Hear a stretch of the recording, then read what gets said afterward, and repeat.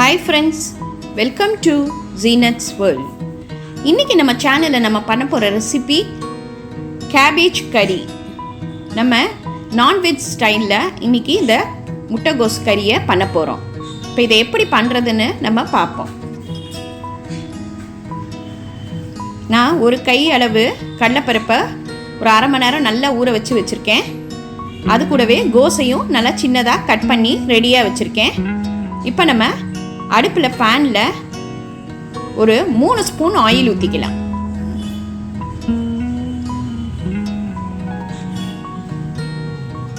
இப்போ ஆயில் நல்லா காஞ்சோன்னு ஒரு ஏலக்காய் ஒரு பட்டை போட்டுக்கலாம். பெரிய வெங்காயம் ஒன்று மெல்லிசாக கட் பண்ணி இதில் போட்டுருவோம்.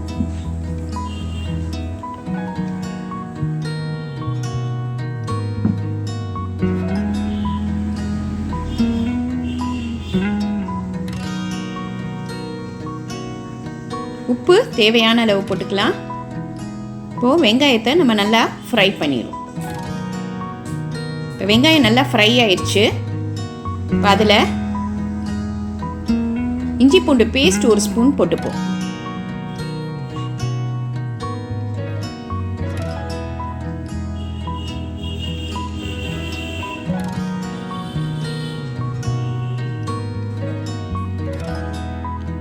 இப்போ பச்சை வாசம் போனோன்னு வாசனைக்கு கருவேப்பிலை கொஞ்சம் போட்டுக்கலாம்.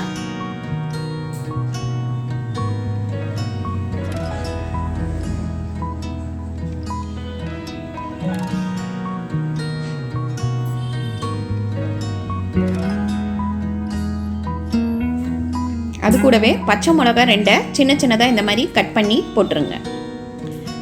பெரிய தக்காளி 1 கட் பண்ணி இதில் போட்டுருவோம். இப்போ இது எல்லாம் சேர்ந்து நல்லா வதங்கட்டும்.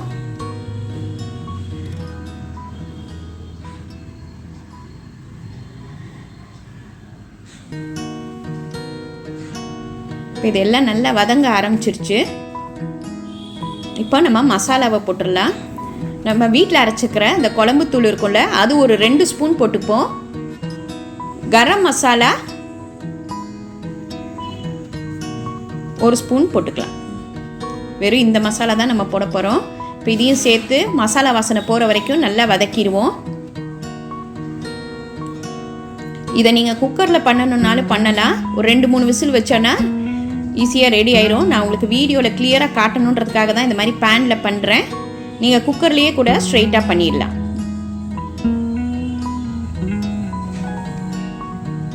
நான் உங்களுக்கு இப்போ இதெல்லாம் வதக்கி காமிச்சிட்டு அதுக்கப்புறம் தான் நம்ம குக்கரில் போட போகிறோம்.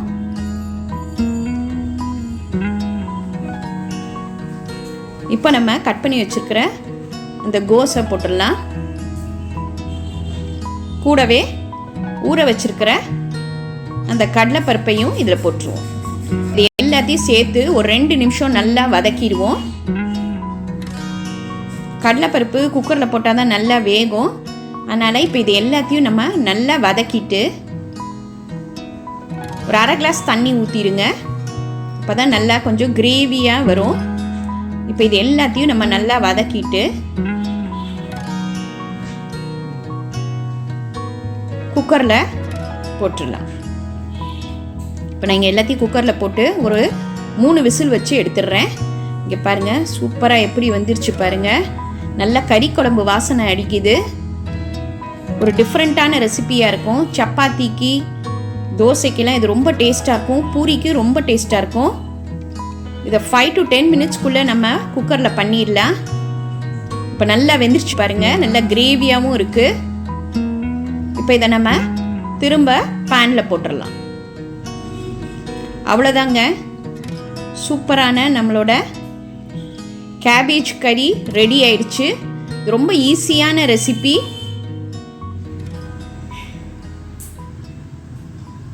இன்றைக்கி இதை ட்ரை பண்ணி பாருங்கள். லைக் பண்ணுங்கள், ஷேர் பண்ணுங்கள், ப்ளீஸ் சப்ஸ்கிரைப் பண்ணுங்கள். உங்கள் கமெண்ட் எனக்கு அனுப்புங்க. தேங்க்யூ.